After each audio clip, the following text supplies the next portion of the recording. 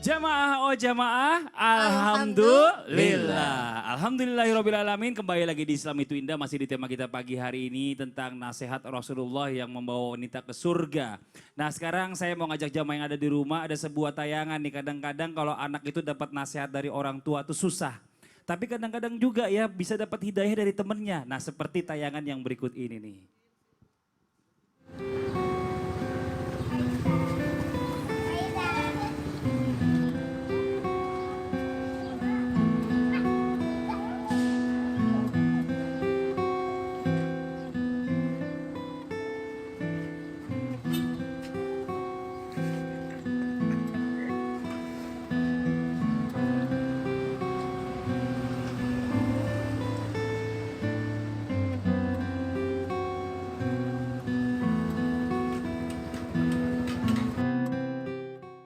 Nah ini salah satu gambaran ya, kadang-kadang itu kalau misalnya teman itu mengingatkan, kadang-kadang mengingatkan kita kepada hal yang baik tapi bisa juga menjadi menjerumuskan nih. Nah pertanyaan yang berikutnya nih, apakah benar nih ya nasihat Rasulullah yang selanjutnya adalah ya wanita ini agar masuk surga tanpa hisab ini adalah menjaga rasa malu dan auratnya. Nah tapi pertanyaannya, ini kan tadi kan anak-anak nih ya kan, apakah memang harus sejak dini dididik ini supaya mereka ini tahu apa namanya bagaimana caranya menutup aurat? Bagaimana Ustazah Lulu? L-U nggak pakai eng. Enggak pakai. Iya, iya. Mau lihat KTP? Jamaah. Oh, jamaah. Alhamdulillah. Pemirsa yang dirahmati Allah, insya Allah mudah-mudahan sehat berkah. Nah Masya Allah tayangan tadi ingetin kita yuk saling mengingatkan dalam kebaikan. Karena memang ingin mudah masuk dalam surga sebagai wanita atau kita semuanya. Yuk sama-sama menahan yang namanya rasa malu, memiliki sifat malu, kemudian juga tutup aurat. Dalam hal malu ini Rasulullah SAW bersabda, sesungguhnya setiap agama memiliki akhlak dan akhlak Islam adalah malu. Al-haya'u minal iman, malu sebagian dari iman. Fa'idha lam tastahi fasna' ma syi'ta. Ketika engkau tidak malu, maka silakan berbuat sekehendak hatimu, semaumu. Artinya apa? Yuk sama-sama kita memiliki rasa malu, baik itu diri kita, kemudian berucap pun juga, bertindak, apapun itu harus ada rasa malu. Terutama malu kita terhadap Allah ya. Kemudian juga salah satunya apa? Tutup aurat. Ini wujud kita takwa kepada Allah ya, tutup aurat. Ketika Allah perintahkan kita untuk menutup aurat, tutup aurat. Karena Sayyidatina Aisyah radhiyallahu anha mengatakan wanita yang baik memang wanita muhajirin ya. Tapi ada yang lebih baik ketika diperintahkan untuk menutup aurat, Quran surah An-Nur ayat 31 turun, kemudian wanita Ansor ini segera menutup aurat mereka. Mereka ambil kain dari manapun, jadi hordeng ada, kemudian ada kain manapun, jadi seperti burung gagak. Artinya apa? Sami'na wa ata'na, perintah Allah segera dilaksanakan. Tapi zaman sekarang gimana kalau dipikir? Nanya dulu ini hijab seperti apa, seperti apa. Kemudian untuk anak-anak adanya pembiasaan. Ya, adanya pembiasaan. Para ulama sepakat bahwa mengajarkan anak dalam hal kebaikan ini usia 7 tahun. Muru auladakum bisolah. Perintahkan anak-anakmu sholat usia 7. 10 tahun nggak mau sholat, maka adanya disiplin, dipukul, adanya ketegasan di sana. Nah kemudian begitu pun dalam hal yang lainnya, puasa diajarin mulai dari umur 7 tahun. Kalaupun dia mau silahkan, tapi kalau mah aku nggak kuat bolehlah bukanya zuhur. Tapi jangan sampai los, udah buka aja gak usah puasa ente mah. Jangan sampai begitu, artinya apa? Ada pembiasaan. Kita lihat anak-anak pun juga begitu dalam hal menutup aurat. Tadi kita lihat tayangannya gerah, nggak apa-apa. Pakai lagi, Masya Allah makan bakso sambil sweet-sweet, so sweet gitu kan. Artinya apa? Yuk sama-sama kita semuanya menjaga anak-anak kita untuk membiasakan dalam berbuat baik. Karena anak-anak ini ada punya fitrahnya yakni meniru. Nah ketika masa meniru ini lihat dulu orang tuanya pakai kerudung gak nih. Jangan sampai kita memerintahkan anak untuk dek pakai kerudung tapi mamahnya sendiri terbuka. Ataupun ayahnya memerintahkan yang baik tapi ayahnya sendiri berbuat hal yang tidak baik. Nah udzubillah min dzalik ya. Jadi usia 7 tahun pembiasaan dalam hal kebaikan. Walaupun berdosanya ketika sudah balik kemudian tidak berhijab. Naudzubillah. Naudzubillah, astagfirullahaladzim. Nah nih kita lanjutin lagi nih ya. Bicara masalah tentang wanita nih. Wanita ini wajib cemburu. Nah kalau bicara masalah tentang perempuan nih cemburunya biasanya makin meningkat setelah menikah dan punya anak. karena merasa dirinya nih udah kurang begini, kurang begitu, takut suaminya begini, suaminya begitu. Nah ini coba nih kita kasih lihat tayangan ya. Wanita wajib cemburu sama laki-laki yang bagaimana sih? Yang begini nih laki-laki yang baru cemburuin, ini nih. Ya Salman, Ya, ente ada wifi nggak? ada. Ana mau WhatsApp Harim. WhatsApp Harim. Oh, bini ente. Bukan bini Ana, tapi Harim yang lain. Oh, ada. Nah, apa password wifi-nya? Password wifi-nya ada bini ente. Ada bini ente. Mana nggak connect ini? Ada bini ente. Ana udah coba masukin ada bini ente tapi nggak bisa connect. Gimana? Bukan itu, ada bini ente di belakang. Astagfirullahaladzim. Mulai lupa ya sama bini anak ya. Ampun. Main-main. Ampun. Ini nih katanya nih udah punya rentetan banyak ya kan. Istri udah mulai berubah bentuk. Nah ini kadang-kadang nih laki-laki suka lupa diri. Nah sekarang kita lanjutin lagi Pak Kiai. Seperti pertanyaan tadi sebelum kita iklan ya.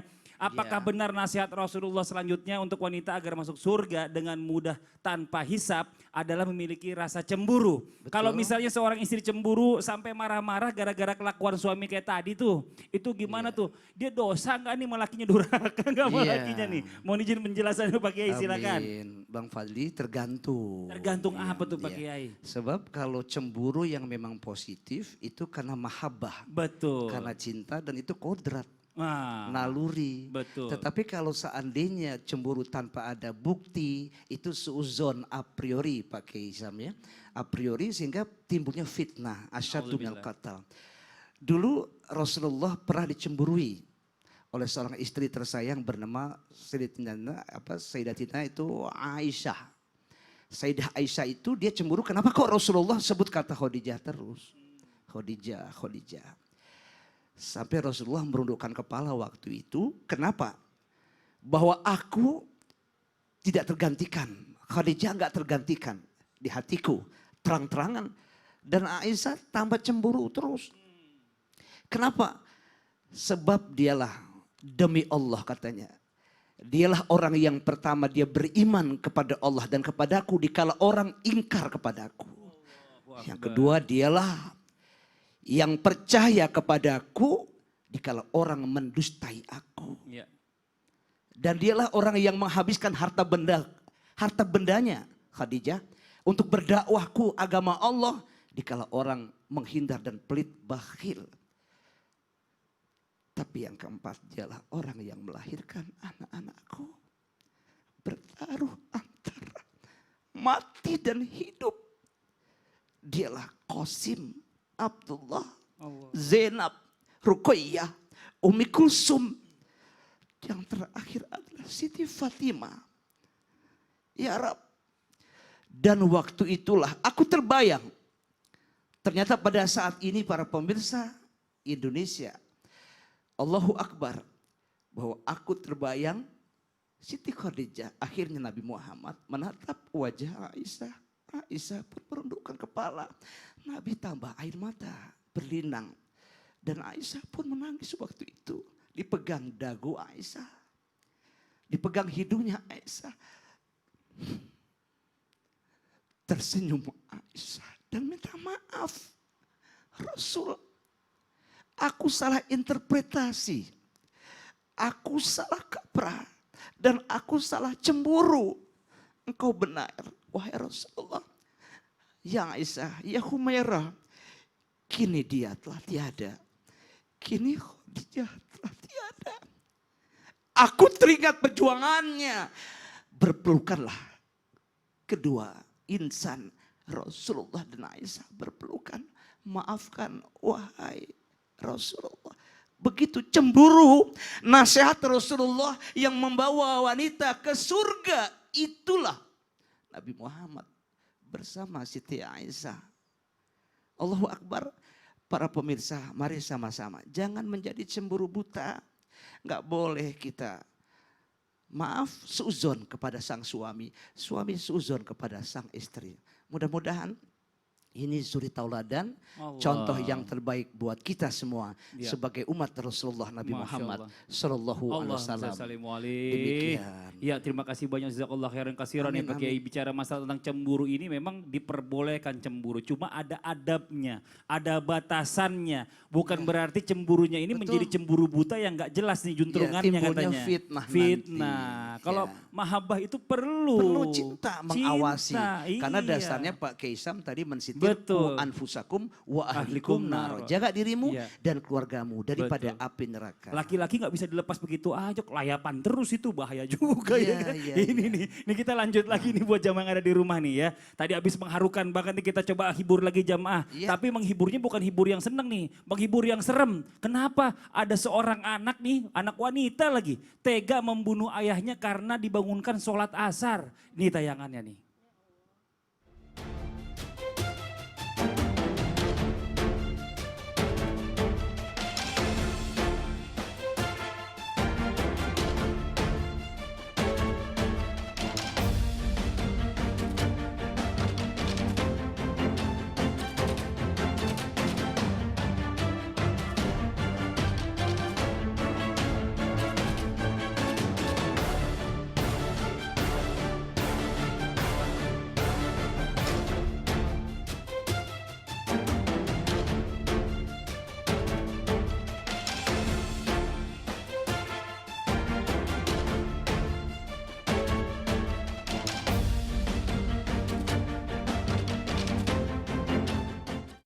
Nauzubillah min zalik. Ini ada sampai perumpamaan orang-orang zaman dulu nih, ada ibu-ibu ngomong, waduh nih anak begini nih kelakuan. Kalau tahu lu gedenya begini nih waktu kecil lahir lu gue telan lagi katanya. Dibalikin lagi biar nggak Bisa jadi. emang. Iya ada yang begini kan, ini cuma perumpamaan doang kalau ibu-ibu zaman dulu marah. Gua pencet. Gue pencet nih. Nah sekarang pertanyaannya nih Ustaz Syam nih, mohon izin ya. Di dalam Islam itu kan telah diingatkan bahwa wanita ini bisa masuk surga. Ini nasihat Rasulullah ya. Bisa masuk surga dari pintu manapun ya. Asal dia bisa menjaga sholatnya. Nah pertanyaannya, ketika mengerjakan sholat ini asal mengerjakan sholat aja atau harus tepat waktu? Karena bicara wanita ini kan benar-benar adalah makhluk yang paling sibuk. Pertama ngurusin anak, ngurusin suami atau apapun bentuknya. Kadang-kadang tuh waktunya sholat udah azan 10 menit 1 jam baru bisa sholat. Bagaimana penjelasannya, silakan. Izin kembali Tabe, Kiai Agus, kemudian Ustazah dulu, Mas Fadli dan seluruh guru kami yang sedang menyaksikan Islam itu indah. Semoga Allah berkahi kehidupan dunia Amin. dan akhiratnya. Amin ya Allah. Allah Subhanahu wa taala menjelaskan bahwa salat inilah yang paling membedakan antara kita dengan kaum yang lainnya. Karena ibadah yang paling terpenting dan yang pertama diperiksa nanti itu adalah salat. Kalau sholatnya bagus maka insya Allah ibadah yang lain bagus. Tapi Amin. kalau sholatnya udah runtuh maka yang ibadah yang lain sudah tidak diperhitungkan lagi. Kenapa demikian? Karena as-salatu imaduddin. Sholat itu adalah tiangnya agama. Maka pertanyaan daripada Mas Fadli tadi ditanyakan sebelumnya bahwa ketika seorang wanita sudah sholat, kata baginda Nabi SAW, sholat 5 waktu, nggak usah pakai sholat sunnah. Puasa Ramadan, ya selamat syahraha, puasa pada bulannya, kemudian wahafidhat farjaha, menjaga kehormatannya, kemudian taat kepada suaminya, maka kata Nabi silahkan pilih pintu surga manapun yang dia inginkan. Jadi wanita tuh simpel banget buat masuk surga gitu ya. Wah, Sholat Masya 5 Allah. waktu, Nabi nggak pakai sholat tahajud, duha, Nggak disebut begitu aja ya? Qabliyah, ba'diyah nggak disebut kayak Nggak gitu, disebut nggak disebut seperti ya. itu. Kemudian selamat syahraha, puasa bulan Ramadan loh, nggak disebut Allah. puasa Muharram, Zulhijjah, nggak ada. Itu yang wajib-wajib yang doang wajib-wajibnya aja. Kemudian taat pada suaminya, selesai perkara. Silahkan masuk surga pintu manapun yang engkau sukai. Allah. Tapi masalahnya ternyata sholat itu nggak semudah yang kita bayangkan bagi sebagian orang, karena dia menganggap sholat itu sebagai beban, bukan sebagai kebutuhan. Ini persepsi kita. Kenapa kita menganggap sholat itu Allah yang butuh? Padahal Allah tidak pernah butuh sama makhluknya. Kenapa kita selalu menganggap sholat itu bahwa kewajiban kita sehingga kita reservasi ke Allah, misalnya mendaftar ke Allah. Padahal Allah nggak butuh kita. Kita yang butuh Allah Subhanahu wa taala. Allah memberikan sholat kepada baginda Nabi SAW adalah saat Nabi terpuruk. Dalam keadaan istri beliau tercinta Khadijah radhiyallahu taala anha wa ardaha meninggal dunia, paman beliau meninggal, kakek beliau meninggal, semua orang-orang yang dicintai dan membela Nabi SAW meninggal dunia. Lalu Allah hibur Nabi. Lalu hadiah oleh-oleh dari hiburannya itu apa? Salat. Berarti Anda sedang galau, Anda sedang merasa gelisah, kecewa, sedih. Allah kasih obatnya. Obatnya adalah salat. Maka ketika seorang wanita yang mungkin selalu terbawa perasaannya, sering merasa menangis, kecewa, sedih, dikhianati, di PHP-in apa segala macam, maka obatnya adalah salat itu sendiri. Berarti salat itu adalah bukan untuk Allah, tapi untuk kita pribadi, hadiah untuk kita. Allah katakan di dalam Al-Quran, Ya ayyuhalladzina amanu ista'inu bis sabri was salah. Innallaha ma'as sabirin. Di ayat yang lain Allah katakan, wasta'inu bis sabri was salah. Wa innaha lakabiratun illa 'alal khashi'in. Yang sholat yang bagaimana sih yang minta tolong ke Allah itu? Yang ada sabarnya. Sabar dalam sholatnya nggak buru-buru. Bener. Kemudian la khashi'in. Ada khusyuknya. Apa itu Masya khusyuk? Selalu perasaan kembali. Jadi kalau misalnya hilang konsentrasi, tiba-tiba nginget gosip kemarin, ya balik lagi gitu Perempuan ya. banget tuh ya gitu ya. Tiba-tiba Iya, inget iya. belanjaan, belanja online nggak sempat kembali ya. Balik lagi ke Allah, itu namanya khusyuk. Selalu kembali, bukan yang kosong pikirannya khusyuk tuh. Bener, Ya, tapi selalu kembali. bener. Juga yang sholatnya kusala. Kusala, males-malesan. Males-malesan. Nunda-nunda. Nah tadi sudah jelas tuh buat perempuan tuh ya. Dengan caranya masuk surga tuh gampang banget. Salah satunya tadi apa yang diajarkan oleh guru kita tadi dari ini Al-Quran yang mengajarkan seperti itu. Iya. Allah yang ngajarin seperti itu. Betul. Nah sekarang kita mau coba ajak juga jamaah yang ada di rumah nih. Ini adalah kelakuan perempuan nih. Mungkin yang perempuan lagi nonton atau mungkin laki-laki lagi nonton mungkin sering mengalaminya ya. Kadang-kadang kalau deket itu berantem, kesel-keselan, giran jauh, rindu. Nih seperti tayangan ini nih. HP terus sih, mending jagain Sanum, jadi aku bisa ngerjain yang lainnya.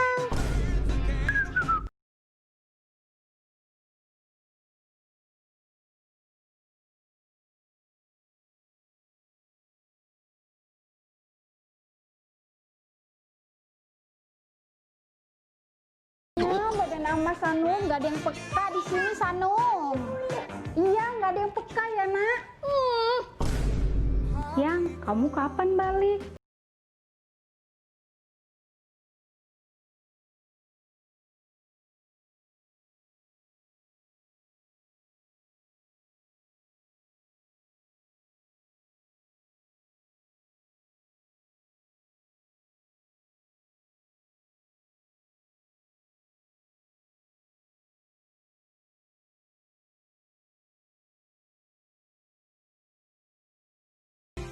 Iya, yang kamu di mana sih? Ayo dong pulang dong biar aku cepet bisa marah-marah lagi gitu kan. Enggak gitu ya. Kalau ini marah-marah. Lagi syuting. Lagi syuting. Ini kita lanjut lagi nih. Pertanyaan buat Ustaz Zalulu nih ya. Apakah Rasulullah juga telah memberikan nasihat kepada para wanita nih ya. Agar sejak dulu itu bisa masuk surga dengan mudah itu ya. Yang penting bisa sabar menghadapi sifat laki-laki itu yang kadang-kadang tuh laki-laki itu suka ceroboh. Gerasak gerusuk ya kan. Suka kurang perhitungan dan semaunya kan gitu kadang-kadang gitu ya. Kalau misalnya dia bisa mampu menjaganya ketika jangan jauh dari suaminya dan itu juga salah satu nasihat dari Rasulullah. Mungkin ada penjelasan lebih lanjutnya silakan Ustazah LU tanpa eng. Iya. Tanpa eng. Ya Sekali Allah. perjelas lagi ya, berclear ya. Alhamdulillah. Jamaah. Oh jamaah. Yeay. Alhamdulillah. Masya Allah, insya Allah mudah-mudahan Allah berkahi kita keluarga yang sakinah, mawaddah, warahmah. Subhanallah, karenanya ini pentingnya kita kembali lagi untuk memahami tujuan dari pernikahan ya. Insya Allah tujuan dari pernikahan baik sekali untuk senantiasa menjaga pandangan, kemudian juga senantiasa hadir rasa sakinah, mawaddah, warahmah ya. Kemudian juga keturunan yang soleh dan soleha. Karenanya penting untuk memahami kembali lagi ya. Mohon maaf ketika kita menikah maka harus senantiasa memahami, hadirkan ketenangan ya.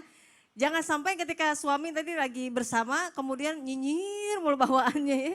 Rasaan pengen nyindir gitu, naudzubillah ya. Tapi kalau jauh rasanya buah mengkudu nganyut di kali, oh rindu sekali ya. Rindu buat marahin kata Kak Fadli. Balik lagi untuk senantiasa kita memahami dari tujuan pernikahan. Kemudian juga yuk sama-sama senantiasa ada yang namanya kita tugas masing-masing sebagai suami, tugas masing-masing sebagai istri. Ya, tugas suami menafkahi, kemudian juga istri senantiasa kita menjaga. Ketika suami tidak ada, maka jaga kehormatan, kemudian juga senantiasa jaga diri, harta. Ya, itu dia. Kemudian juga jangan lupa untuk perbaiki niat kita. Niat kita hanya karena Allah gitu kan, untuk Allah.